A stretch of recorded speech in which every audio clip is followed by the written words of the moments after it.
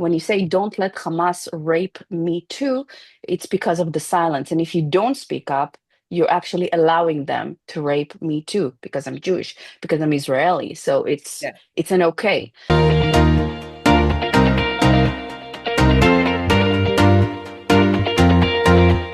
Yeah. Good morning, everyone. Welcome to the dossier with Talia and Revi. This morning, our guest is Avishag from all the way from Israel. She runs an Instagram account called Don't Let Hamas Rape Me Too. And her and I have been talking lots on Instagram for the last over 2 years. And so, welcome, Abhishek. How are things going there right now? Is there lots of sirens happening? Like, what's happening today? Yeah. So first of all, thank you for having me, and with that we're finally having this conversation face to face, if you could call it that way.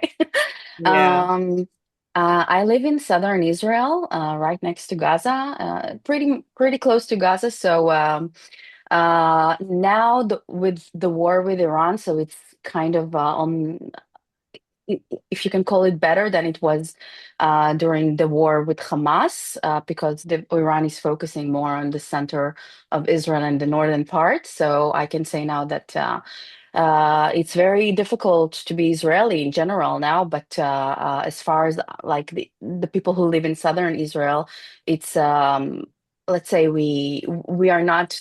Thank God, we're not that targeted. Yeah. So tell me about your Instagram account and sort of what it felt like the day that you started it and what your goals were with it. I particularly want to know how you came up with the name because it's so visceral. Yeah, it's very, It's very very in your in face, your right? It's face. alapanim. It's very in your Absolutely. face. Yeah, Yeah. yeah, exactly. So I can tell you that this is not something I thought I would ever going to do at all. I came before the war. I came back. I'm just going to tell you a background about how all of this has developed, and this Yeah. campaign created. My background is coming from public policy, working for different governmental offices, and also political communication. I was also a news producer in I-24 News long ago. Yeah, so I came back from a long trip to India and to the East, and I came back to Israel, and I was supposed to even move to Europe to pursue DJing career. So it was something Wow. very different. Yeah, it was. I decided to do a change in my career, and then what happened is that we had this attack, on October 7th. It stopped literally everything in my life and everyone's life, everyone that I know here in Israel. And I immediately contacted the Prime Minister office, which I used to work for, and I asked if they need any help with the communication, with you call it like they organized a lot of volunteers all over the world in the first few days. So I called them and I asked if they need any help managing it.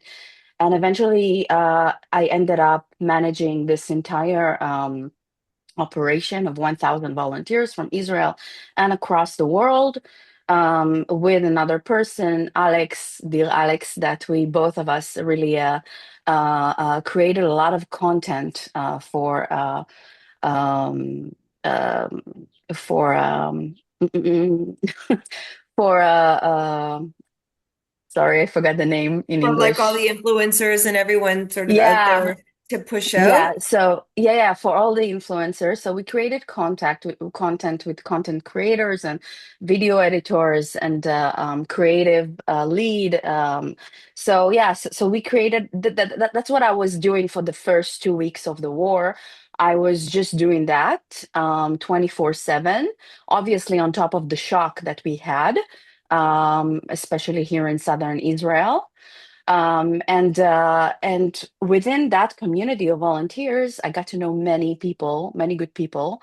And I had a fellow volunteer. Her name is Galia. She's living in Greece, and We had a very good connection, and then we started, okay, let's do something of our own, something, a project that is really like that is ours, because we were, doing a lot of daily projects, okay, of creating content. And so we said, let's do something like serious, not just a daily video, or a daily post. And then we decided, okay, let's check the human rights organizations and women's rights organizations and see how they responded to this atrocity that happened to us. And again, everything was very raw and fresh. We didn't even understand the scope of the atrocities that happened on the ground to women. We didn't really understood that. I remember when I saw the body of Shani Lok on that horrible Saturday circulating on Telegram, and I thought this is not real. I thought it's something fake. Like I was. This is really happening. Yeah, Like it's I so really traumatizing. refused.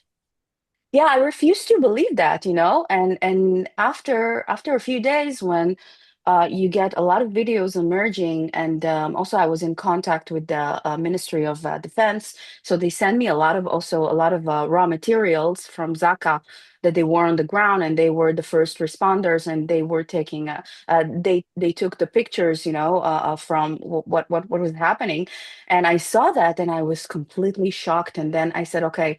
Um, it it needs to be screamed, and then what we decided, me and Galia, we created we drafted our own group of volunteers, some from that 1,000 group that we had, and some from other places, mainly online on social media.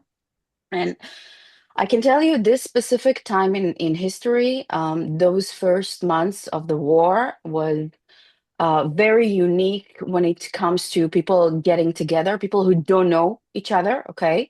I had 30 volunteers working on this project, all the way from researchers to producers, to directors, to really content writing in English, because I'm not a native English speaker. So I needed people to write Yeah. at the open letter and the emails to the organizations. And then what we basically started to do is to do a daily Zooms, if you can call it that way.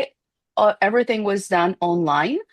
Because of the war, you had a lot of rockets, so you had to stay near safe spaces. And also, we had people volunteering in this project from even from Chicago and different places. Or yeah, but it's unique time in history that everyone gathered together in order to feel that they are helping, they are assisting in some way. And Eventually, we created two videos, professional videos with the production company, very known production company here in Israel. And they helped us. They also volunteered, and they helped us to make that happen. The first video was it was filmed under a hospital here in Israel. They had a tunnel that looks similar to Hamas's tunnel, and so something similar that looks like a tunnel, with concrete. So, Yeah. and we had actors that an actor that she we did this video, um, trying to really criticize those organizations that I will tell you soon that we've been monitoring for the first 2 months of the war.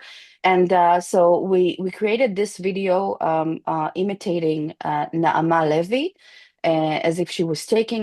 We had the same pants, makeup artist, everything, and then as if she was thrown into the tunnel, and then a woman comes and hold her, and put her hands over her shoulder, as if she's comforting her, and then she's saying to her, um, I'm from a human rights organization, and in the video you had that actress with the Hamas ribbon, Oh, um, yeah, uh, yeah. yeah, and then the woman from the representing women's rights organization, she took a different, strip, and then she put it on top of her mouth, on top of the Hamas strip. You Yeah. understand? So it's a very powerful a video. I will send it to you later.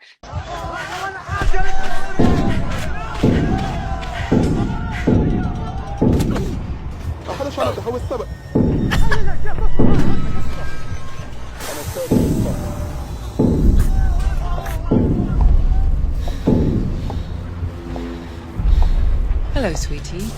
I was sent by a human rights organization. How are you?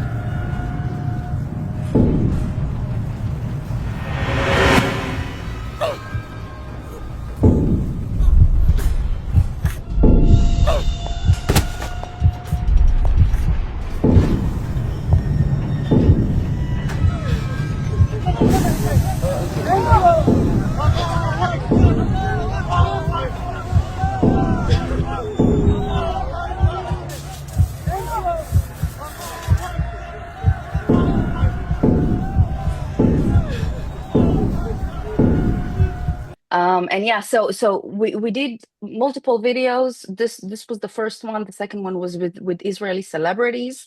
That obviously, once they heard about it, they were happy to come to the studio that we had. Also, a volunteer that gave us his studio, and we created this another video of basically saying, if you don't speak out, it's as if you allow Hamas to rape me too.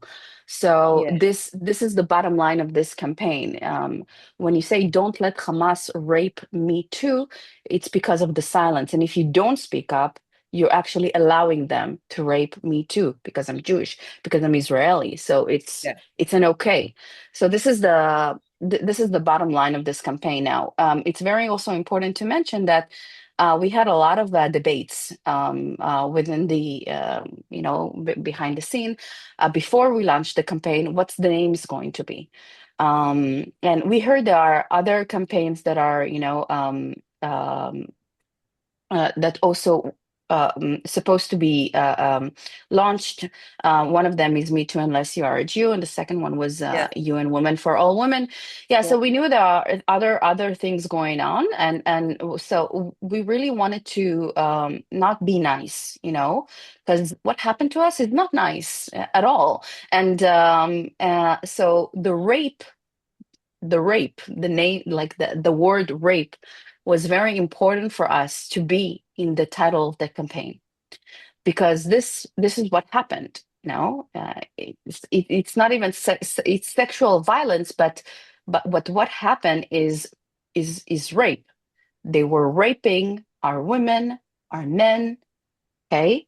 And so it should not be whitewashed or diminished with other Yeah. titles or with other names, something that is more easy to digest. No, this is what happened to us.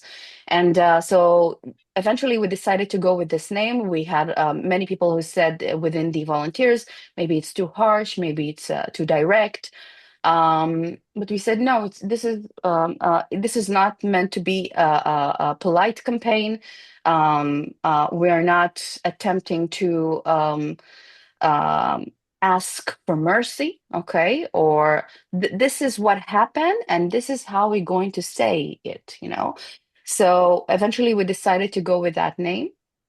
And yeah, it's very in your face, but I believe so that this is the right way to approach all these organizations that we've monitored. Yeah, you're right. I mean, look, what happened to Israeli men and women wasn't polite. And being Yeah, polite about it it's almost like a slap in the face. It has to exactly. be very obvious, and people need to face it. And sugarcoating it and putting it behind pretty words isn't, it's not respectful to the people that suffered. So Y- it's incredible. So Yeah, I mean, we participated in a couple of your campaigns. What I find amazing about what you've done is that you have brought women together. I've met women from all over the world because of you, right? I'm very happy. Yeah. hmm And I This think is, that, yeah. go ahead, go ahead. No, I'm saying that this is really another good thing that came out from this campaign, and not only to really um, the one goal, which is, to preserve what happened to us, okay, historically, and really say it as it was. Also, the other thing that happened, it was not a goal, but it's something that happened naturally, I guess, because really Jews from across the world reached out to Israelis, and in general to Jews all over the world, with all this anti-Semitism that followed this attack, that attack. So I think that the connection between different communities, Jewish communities across the world, really brought good things to happen, which is mutual campaigns and mutual support, that to know that we have each other, that we're not alone, that the Canadian community is not alone, Australian community is not alone, and that we are all connected, especially now when the technology is allowing this to happen. So yeah, I think that's another good thing that came out from this campaign, and I'm very grateful for that. And I think that in the future we can take it even further. It's just the beginning, I think, well, things will calm down now. Now, when we have each other globally, I think we can make big things happen in the future. So, I think the obvious question, and I love the fact that, and we've certainly experienced this here as well, that the horrible things that have happened in our communities have brought Jewish people together, and it's brought our community together, and it's also brought the allies out into the open. Now, I don't want to be the cynical sucker punch, but the one of the objectives was really to get the attention of the women's organizations, and I'm wondering what kind, if any, success you've had in that regard. Yeah. So that's a important question. Um, within the campaign, I have the team of the researchers, and what they did actually, basically, each researcher focused in a different continent and really explored the different organizations that operating human rights and women's rights and children's rights organizations in every continent. And we took the big ones, okay, the big or the small ones that talk about global issues. So we wanted to see if they did talk about, if they did mention what happened on October 7th. And then we started to monitor them. Okay, we actually, I have a list of 200 pages of Excel, like documenting each and every day their activity on social media, their website, their statements, articles they published, and really, literally everything they shared on the social, if it's on LinkedIn, X, Facebook, Instagram, and their website. Okay, so we documented 50, yeah, Question is, who's they? Because you're talking about they. Who is they? Like, I'm assuming UN Women is one of the theys, but yeah, who are you, the theys that you're referring to? yeah. So we have many organizations. I'm not going to list all of them right now, but obviously women's organizations in Canada. We had the Toronto Rape Crisis Center, and Oh my also we gosh. had, Okay. yeah, Yeah. and and Rain in the USA, which they actually posted. I'm going to tell you later what we did, but we really we made a list of 50 organizations, okay? And obviously among them is the UN Women and other organizations within the feminist movement, but it's not just feminists, it's human rights organizations as well, and also children's rights Like organizations, Amnesty which over International, the for example? Amnesty, yes, anything, any big organization you can think of, we monitored, Yeah. and also small ones that really talked about let's say about Gaza, but didn't mention Israel. So we wanted to expose basically their hypocrisy. Okay, so after this 2 months of work that we did, we created a website called in the website. We don't It's not operating right now. We are working on a new one, which is it's going to be much more extensive with information not only about October 7th, but also other atrocities happening in the world, and also the hypocrisy of those organizations towards those atrocities. So what we did is basically created a website, and we had a wall of shame Okay. And the wall of shame featured the logos of all these organizations. The organizations that did came out with a statement, they were painted they were viewed in pink colors. The rest were in black and white. Okay. And what happened is that we emailed them after 2 months of monitoring and seeing their response. 2 months, that's a long time. And we knew what happened. Even the first month after the war started, we knew what was happening, what happened to women and children, and and men too. So the sexual violence, and so we gave them time, and then we emailed them with the website, okay? And we told them, look, you're in the wall of shame. We are demanding you, okay, to come out with a public statement that you are condemning what happened on October 7th, okay, including the sexual violence that happened, the kidnapping of women and children, and so forth. And we emailed all these organizations. Some of them did respond to us, some of them didn't. A lot of them didn't, actually. And I got a very strange email. If you want, we can talk about it after. But yeah, so some of them even tried to justify what happened. And what we the aim that we that the goal of this website is basically call them out. Okay, hey, look, we see you. Okay, we are watching you. We are monitoring your activity and your statements and everything you put out. And if you follow, your values as you say you are, you're supposed to come out, with a very strong condemnation of what happened.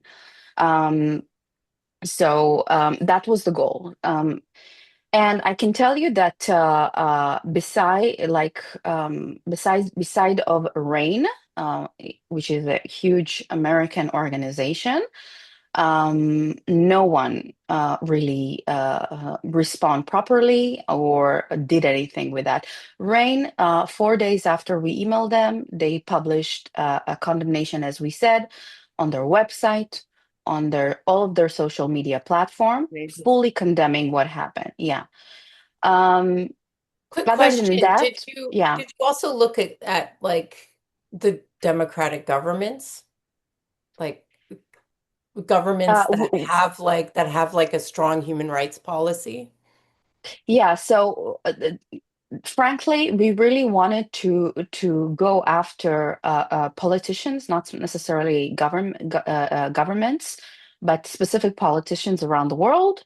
But really, it was a lot of work for us to do, and we couldn't do all of that together, and everybody did it, just without. Uh, for free, it's Yeah. all did, yeah. And we didn't even add time.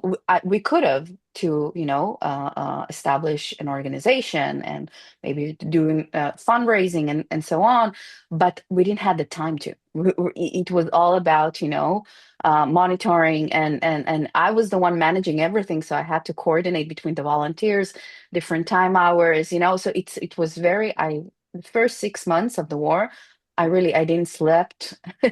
I was Yeah. like many, yeah, but I was only on that specific project with other people, and um yeah, we didn't had the time to, to reach out and maybe try to explore other. We did try to monitor also um leading universities that have gender faculties. Mhm. Yeah, I have the list of them, but yeah, so we do have also their activities online. Let's say an Instagram account of a gender faculty. So you see sometimes I remember, I cannot remember the name of it, but yeah, the name of the faculty, but they had a post saying that.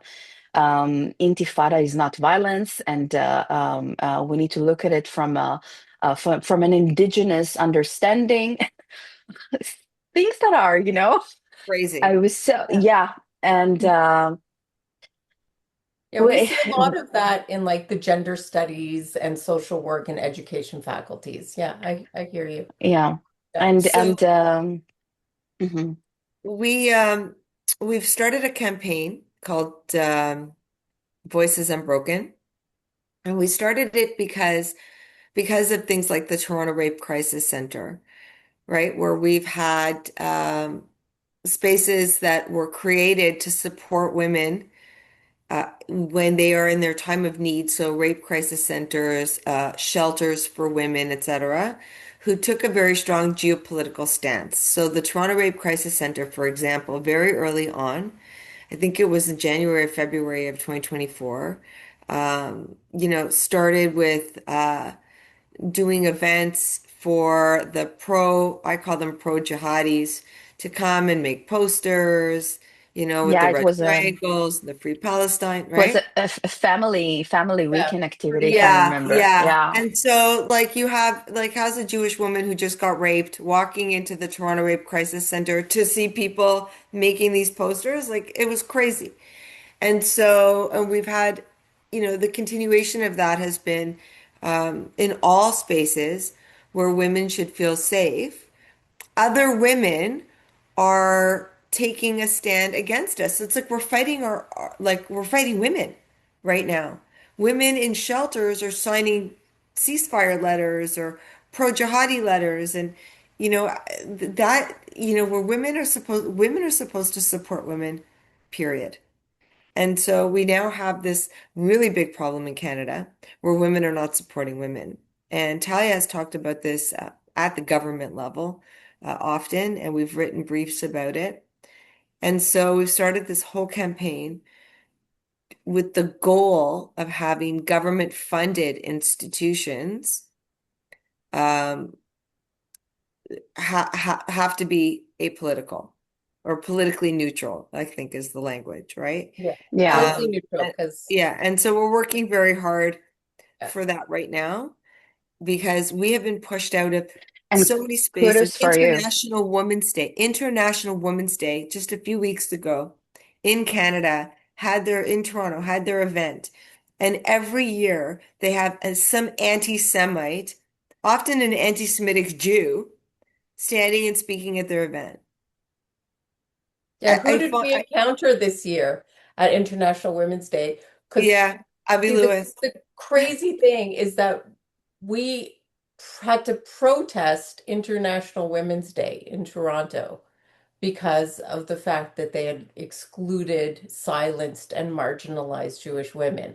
So we were standing outside of International Women's Day, we, a group of women, protesting, which is insane. We had to protest last year, we protested uh, the Take Back the Night, right? It's absurd. It's absurd. And It's really absurd. they had these big burly men wrapped in their jihadi scarves with their faces covered to intimidate the Jewish women who had come to participate in Take Back the Night. Like that's what we have become.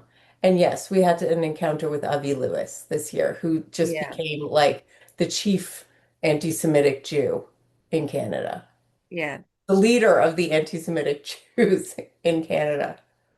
So it's a huge Yeah. problem. It's a huge problem, I guess, globally that women are not supporting women. And I don't understand. I understand that there's anti-Semites. And I understand that to those anti-Semites, it doesn't matter what you do to a Jewish woman. They don't give a shit. But there's just so many. And I find it so hard to believe that they're all anti-Semites. I I don't know if they're afraid to speak out because they're afraid of the backlash. What's your take? Yeah. So I really don't know how to explain that. I can tell you that from my experience, my non-Jewish friends, some of them, not all of them, but after the war started, I really they just disappeared. And I really think it's a social pressure. And I think that it has become the feminism and social justice and other humanitarian cause really conflicted with the Palestinian Israeli problem issue conflict whatever. So now they really see it. um, in a very dichotomic view. There is no nuance, and also it becomes very popular.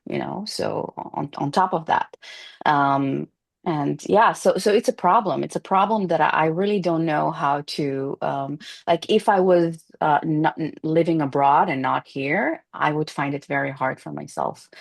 I remember when I was in 2024, in the spring of 2024, when all the it was the peak of the protest in the campuses abroad. And I'm very connected, I'm very aware of what's happening globally. And so I'm very aware and knowledgeable. So it really affected me as an Israeli. I was Yeah. here in Israel, and I'm okay. We have rockets, and but pretty much we are kind of safe. The government does everything in its power to guard us, and it's a policy since, I don't know, like 30 years ago. You have to have a bomb shelter in every new apartment or every new house you build. So it's kind of a policy that we must guard our life. And I don't know how I would uh, dealt with that, because it really affected me as an Israeli when I saw what happened to the Jewish community abroad. And I have Canadian friend and also an American friend, and I saw what they have to deal with, and the Canadian one thinks maybe to leave Canada. So it's very, very hard, and it really got me into kind of depression on the spring of 2024. So I really admire what you're doing, and Well, thank I think, you. yeah, yeah, and I think you should never stop fighting, and yeah, I don't have any words what to say, like just how Well, to comfort you, or I think the hardest thing that we dealt with, and Revi, you'll tell me if you agree, but um, we were all reeling from the trauma of October 7th. And certainly, because we are one global Jewish community, we all, right, when you attack one of us, you attack all of us. And we know that. And we were reeling from the trauma. But I think for me, the betrayal that happened was I haven't recovered. I don't know that we've recovered from that yet. I think that that's probably what fuels us in a lot of yeah, ways. It's just that sense of betrayal. And there was that personal betrayal that you mentioned where friends disappeared. Some of us are exactly. very lucky where, some of our friends have stayed. And I had some of those friends at my Pesach Seder last night. But a lot of us lost a lot of friends. But that betrayal from the women's organizations that we fought with, right? Like I remember I was at the first Take Back the Night rally, and I marched with all those women who now turned against us.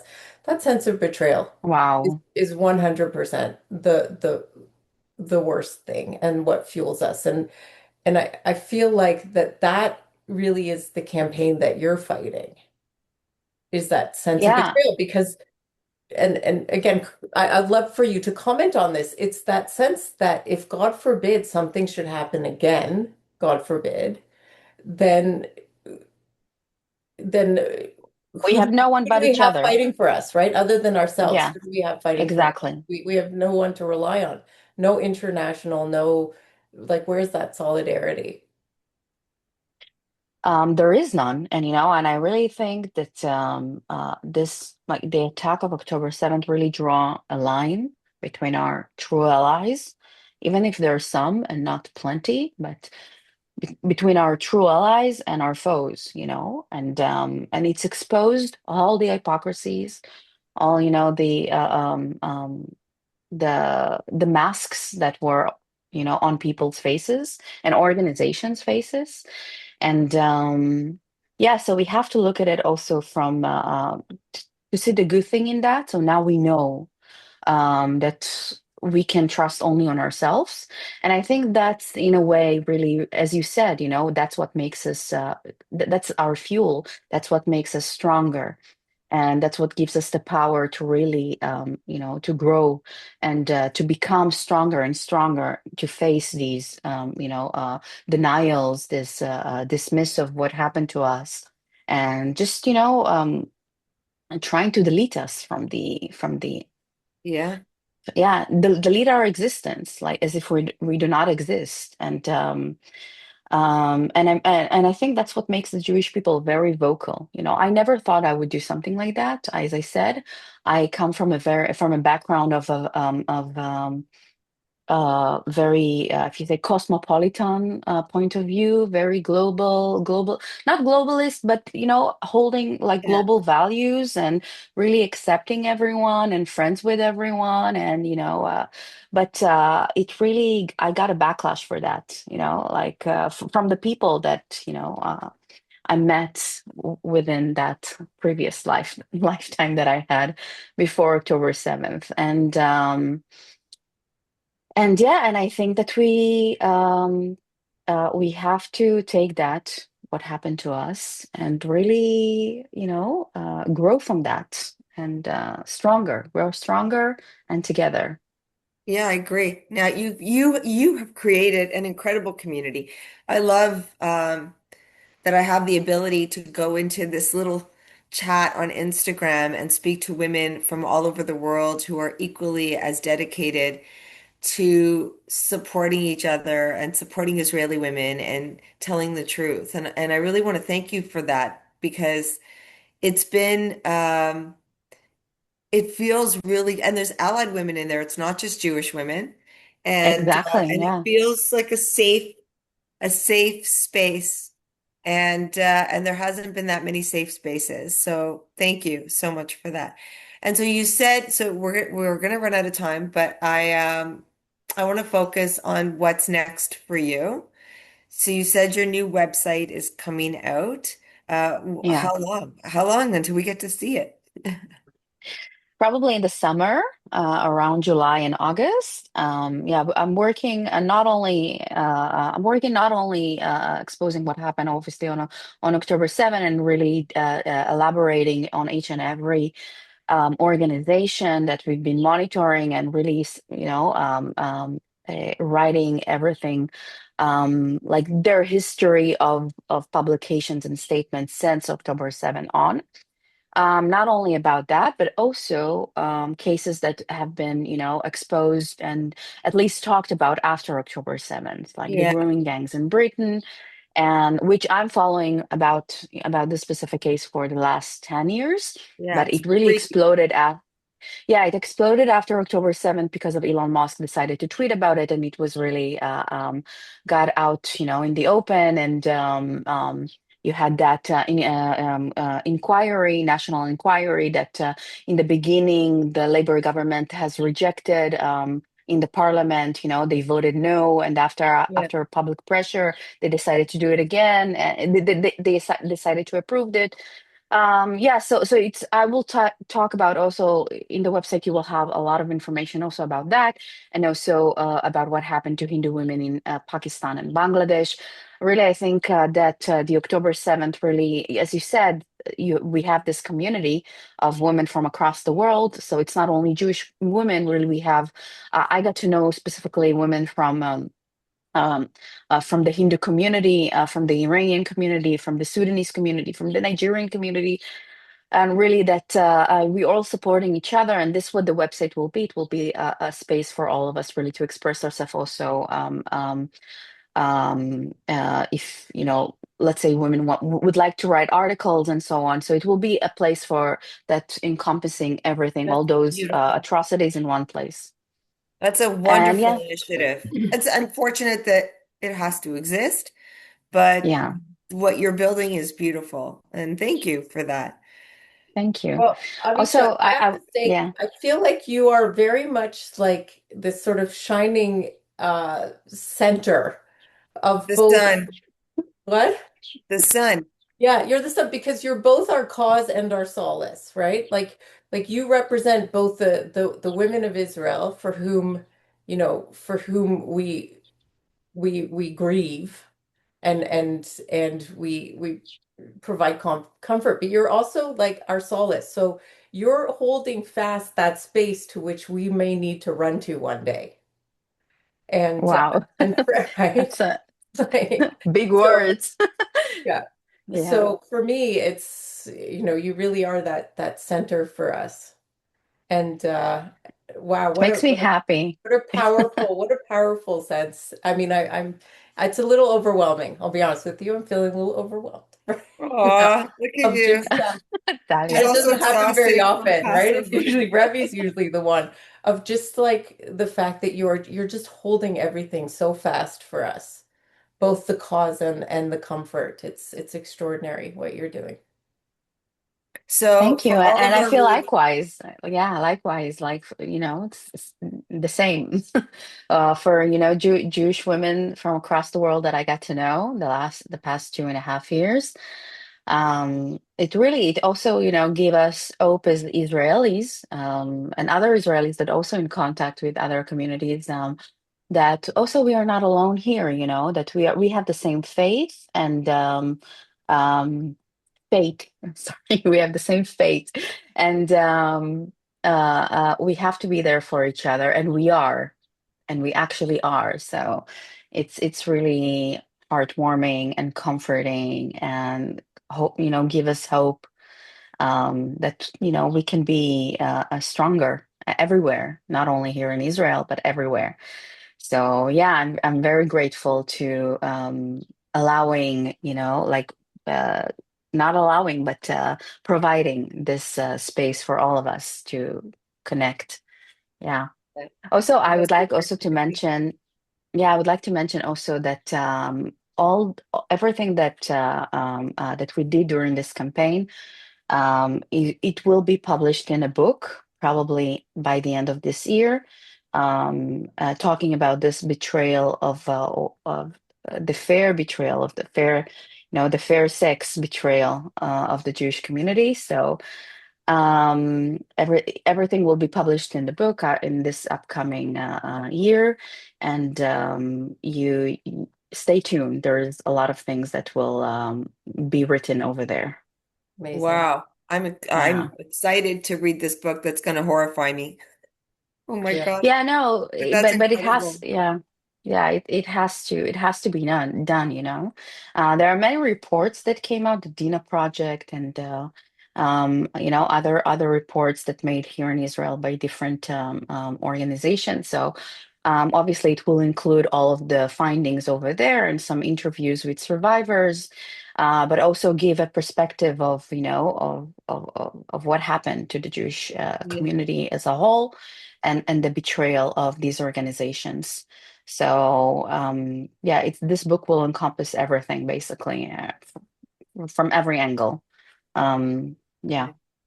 Ton of work. Okay, before we go, I will let everybody know to follow you on Instagram. It's at Hamas. Don't let Hamas rape me too. Rape Me Too. So Yeah, at exactly. Hamas, at don't let Hamas rape At me too. Must Rape Me Too. Yeah, Yeah. And you know, participate and follow and like and share to keep it alive and keep it moving all over the internet, which is so important. it is. Thank Thank you. you. Thank you so much. And send us the video so Thank we you, can put it ladies. in. Yeah, for sure I Please, will. Yeah. please. Yeah. Okay. Well, Shabbat have a Shalom. Chag Sameach. Thanks, Chag Samaya. Sameach. Shabbat Shalom. Stay Yes. Shabbat. safe. Bye bye. Bye. Well, that's inspiring. She's unbelievable. I mean, Yeah. so much energy and uh, talent and know-how and expertise and wow, she's extraordinary.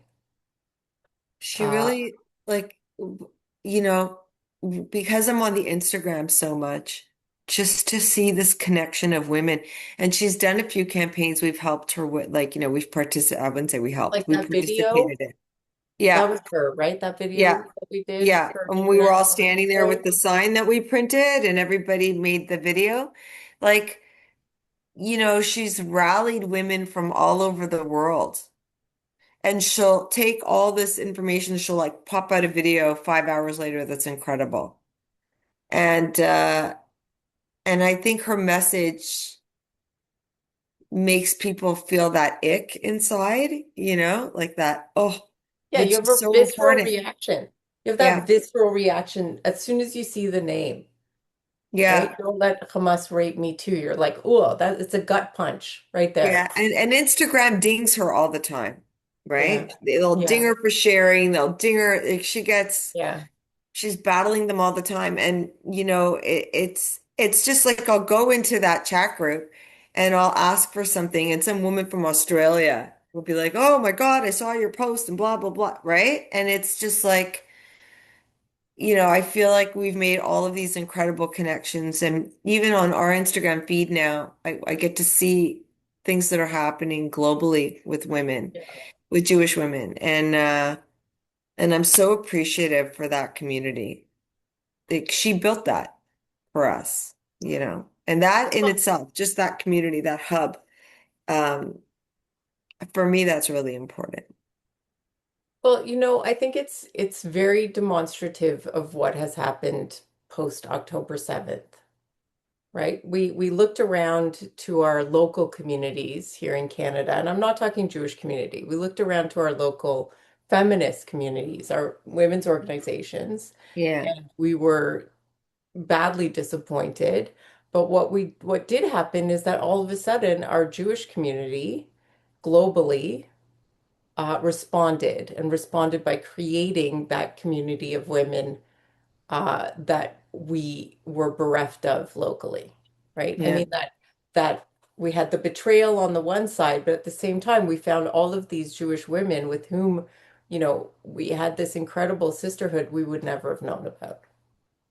So on that note, we're going to close this off, but we're going to remind everybody that we have our event, our Voices Unbroken event coming up April 26th. Tickets are going quick, and they should get them at cwaa.ca, and Yeah.